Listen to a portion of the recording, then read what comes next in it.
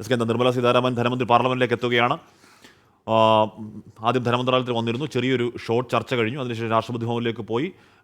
അവിടുന്ന് ഇപ്പോൾ തിരികെ ഇറങ്ങിയപ്പോഴാണ് പ്രേക്ഷകരെ ധനമന്ത്രി കയ്യിലുള്ള ഐപാഡ് ടാബ് ഉയർത്തി കാണിച്ച് ഒരു പേപ്പർ രഹിത ബജറ്റാണ്. അതിനുശേഷം വീണ്ടും പാർലമെന്റിലേക്ക് എത്തിയിരിക്കുന്നു ബഹുമാനപ്പെട്ട ധനമന്ത്രി നിർമ്മലാ സീതാരാമൻ. വീണ്ടും ആ പേപ്പർ രഹിത ബജറ്റായ പെട്ടിയല്ല ടാബ്, ഈ ടാബിൽ എല്ലാ കാര്യങ്ങളും ഉൾക്കൊള്ളിച്ചിരിക്കുന്നു. എന്താണ് ആ ടാബിലുള്ളത് എന്നതാണ് ആകാംക്ഷ. അത് അല്പസമയത്തിന് 11 മണിയോടുകൂടി തന്നെ ഇപ്പോൾ ഒരു മണിക്കൂർ ചെല്ലുവാൻ സമയം മാത്രമേ ഉള്ളൂ. ഒരു മണിക്കൂറിനുള്ളിൽ അവതരിപ്പിക്കാൻ പോകുന്നു സഭയിൽ ധനമന്ത്രി നിർമ്മലാ സീതാരാമൻ. നരേന്ദ്രമോദി സർക്കാർ ഏറ്റവും ഒടുവിലത്തെ ബജറ്റാണ് ഈ ബജറ്റ്. രാധാകൃഷ്ണൻ നമുക്കൊപ്പം ചേരുന്നു. രാധാകൃഷ്ണൻ, വിവരങ്ങൾ പറയൂ. SKN അല്പസമയം മുമ്പ് രാഷ്ട്രപതി ഭവനിൽ നിന്ന് കൂടിക്കാഴ്ച പൂർത്തിയാക്കി രാഷ്ട്രപതിയുടെ അനുവാദവും തേടിയതിനു ശേഷം ഇപ്പോൾ സഭയിലേക്ക് എത്തിയിരിക്കുകയാണ് ധനമന്ത്രി നിർമ്മലാ സീതാരാമൻ. നിർമ്മലാ സീതാരാമൻ ആദ്യമായിട്ടാണ് പുതിയ പാർലമെന്റ് മന്ദിരത്തിൽ ബഡ്ജറ്റ് അവതരിപ്പിക്കുന്നത്. ആ സഭയിൽ തന്നെ ആദ്യമായിട്ടാണ് ബഡ്ജറ്റ് അവതരണം നടക്കുന്നത്.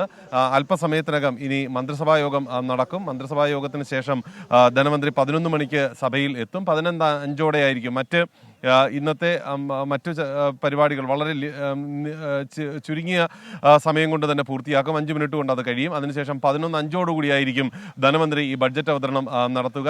ഏറെ സാങ്കേതികമായിട്ടുള്ള നടപടിക്രമങ്ങൾ ഒക്കെ ഉള്ള ഒരു പ്രക്രിയയാണ് ഈ ബഡ്ജറ്റ് അവതരണവുമായി ബന്ധപ്പെട്ട് ഉള്ളത്. അപ്പോൾ അതെല്ലാം പൂർത്തിയാക്കി. കഴിഞ്ഞ തവണയൊക്കെ വായിച്ച അത്ര സമയം ഇത്തവണ വേണ്ടി വരുമോ എന്നുള്ളത് അറിയില്ല. എന്നാലും തെരഞ്ഞെടുപ്പ് വരുന്ന ഒരു സാഹചര്യത്തിൽ ചില ജനപ്രിയ പ്രഖ്യാപനങ്ങളൊക്കെ ഉള്ളതുകൊണ്ട് തന്നെ അതുമായി ബന്ധപ്പെട്ടിട്ടുള്ള ഒരു സാവകാശം ഈ ബഡ്ജറ്റ് അവതരണത്തിന് ഉണ്ടാകും. അത്രത്തോളം സമയമെടുക്കും എന്നാണ് അറിയാനായിട്ട് സാധിക്കുന്നത്. ബഡ്ജറ്റ് അവതരിപ്പിച്ചതിന് ശേഷം ധനമന്ത്രി ഈ ഉദ്യോഗസ്ഥരുമായിട്ടുള്ള ഒരു ചർച്ച വീണ്ടും ഉണ്ടാകും. അതിനുശേഷം മാധ്യമങ്ങളെ കാണും. ഉച്ചയോടുകൂടി മാധ്യമങ്ങളെ കാണും. പ്രധാനമന്ത്രിയും ഈ ബഡ്ജറ്റ് അവതരണവുമായി ബന്ധപ്പെട്ടിട്ടുള്ള തന്റെ നിലപാട് വിശദീകരിച്ചുകൊണ്ട് സംസാരിക്കും. ഈ മാധ്യമങ്ങളെ കാണുമ്പോൾ ധനമന്ത്രിയോടൊപ്പം ഫിനാൻസ് സെക്രട്ടറി അടക്കമുള്ളവർ ഉണ്ടാകും. ചില മാറ്റങ്ങൾ ഇത്തവണത്തെ ഈ ബഡ്ജറ്റ് അവതരണവുമായി ബന്ധപ്പെട്ട് ഉണ്ടെന്ന് ഞാൻ നേരത്തെ സൂചിപ്പിച്ചിരുന്നല്ലോ. അതിൽ ഏറ്റവും പ്രധാനപ്പെട്ടത് ഈ സാമ്പത്തിക സർവേ ഇത്തവണ ഇല്ല എന്നുള്ളതാണ്. നമ്മുടെ രാജ്യത്തെ സംബന്ധിച്ച് സർക്കാർ പറയുന്നു നമ്മൾ 5ാമത്തെ വലിയ സാമ്പത്തിക ശക്തിയായി എന്ന് പറയുന്നു. 3ാമത്തെ വലിയ സാമ്പത്തിക ശക്തിയായി ഉടൻ മാറുമെന്ന് പറയുന്നു. 2047 നമ്മൾ വികസിത രാജ്യമായി മാറുമെന്ന് പറയുന്നു. പക്ഷേ ഇതിനൊക്കെ ഒരു അടിസ്ഥാനമായിട്ടുള്ള സ്ഥിതി വിവരം വേണം. പക്ഷേ അതാണ് സാധാരണഗതിയിൽ എല്ലാ വർഷവും ബഡ്ജറ്റിന് മുന്നോടിയായിട്ട് അവതരിപ്പിക്കുന്ന ഈ സാമ്പത്തിക സർവേ. ഇത്തവണ ഈ സാമ്പത്തിക സർവേ ഇല്ല. അതിന് കാരണമായിട്ട് സർക്കാർ പറയുന്നത് ഈ അവതരിപ്പിക്കാൻ പോകുന്നത് ഒരു ഇടക്കാല ബഡ്ജറ്റാണ്. പുതിയ സമ്പൂർണ്ണ ബഡ്ജറ്റ് അവതരിക്കുമ്പോൾ ഈ സാമ്പത്തിക സർവേ അവതരിപ്പിക്കും എന്നുള്ളതാണ്. അങ്ങനെയാണെങ്കിൽ കൂടി വലിയ വിമർശനങ്ങൾ പ്രതിപക്ഷത്തിന്റെ ഭാഗത്ത് നിന്ന് കേട്ടുകൊണ്ടിരിക്കുന്ന ഒരു സാഹചര്യമാണല്ലോ ഇപ്പോൾ ഉള്ളത്. പ്രത്യേകിച്ച് തൊഴിലടക്കമുള്ള കാര്യങ്ങളിൽ വലിയ രീതിയിൽ കുറവുണ്ടാകുന്നു.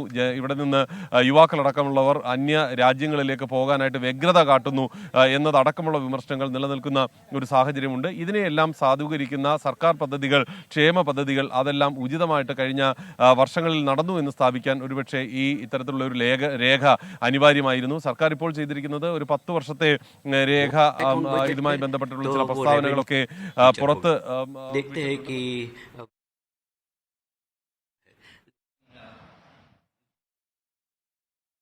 11 മണിക്കാണ് ബജറ്റിന് ഇപ്പോൾ 1 മണിക്കൂർ മാത്രമേ ഉള്ളൂ. എന്തൊക്കെയാണ് ധനമന്ത്രിയുടെ ടാബിലുള്ളത് അല്ലെങ്കിൽ ഐപാഡിലുള്ളത് എന്ന ആകാംക്ഷപൂർവ്വം രാജ്യം ഉറ്റുനോക്കുകയുമാണ്. SKN.